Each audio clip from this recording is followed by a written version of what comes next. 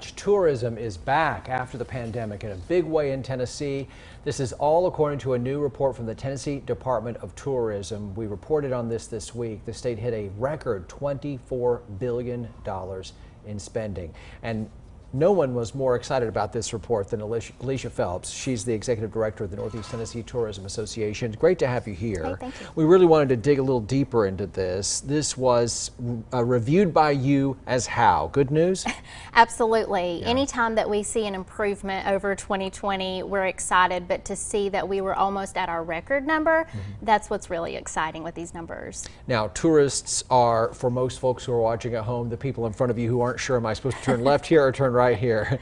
But what I know you live in is the reality in which tourism is a huge economic boost for the area. How is that the case? Absolutely. So when we say a visitor or a tourist, it's typically going to be somebody that's a little less than a 3-hour drive, almost 3 hours away. So they are, it may be a day trip, but they're predominantly going to be spending a few days with us. And so when the Tennessee Department of Tourist Development released those numbers this week, we were really, really excited to number crunch and see that Northeast Tennessee was a big player in that $24 billion number. We came in at $773 million. So that is a huge impact right back into Northeast Tennessee that a lot of the residents can see through quality of life enhancements, new businesses popping up, and it also saves each household quite a little number in taxes as well.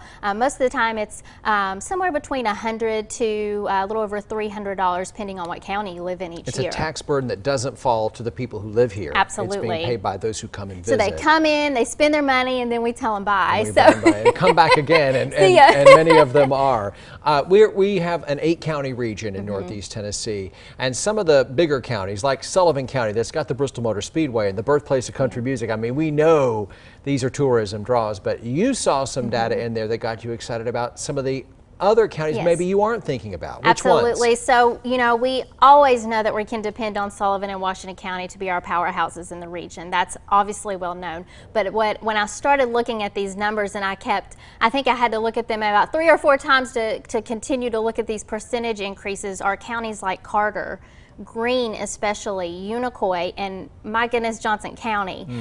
These counties absolutely blew everything out of the water that they've ever done before. Huge increases, some up to 30% in the amount of money that visitors spend in those communities. Huge increases in how much they're paying employees, and huge increases in how many employees they have. Johnson County was up 22% in hospitality and tourism jobs. Wow. Yeah, so it was really interesting to see that, and I think that's because during the pandemic, those communities, along with Sullivan and Washington as well, they started to put a big focus on tourism as an economic development driver. And so now we're starting to see the results of that, whether it be through outdoor recreation enhancements, expansions of businesses and new businesses coming into the area, or amping up their marketing campaigns and working with Northeast Tennessee Tourism and the State Tourism Department. So it's starting to, they're starting to see the fruits of their labor. So we are well into 2022, but we do see that that's probably going to be a lot bigger than 2021. So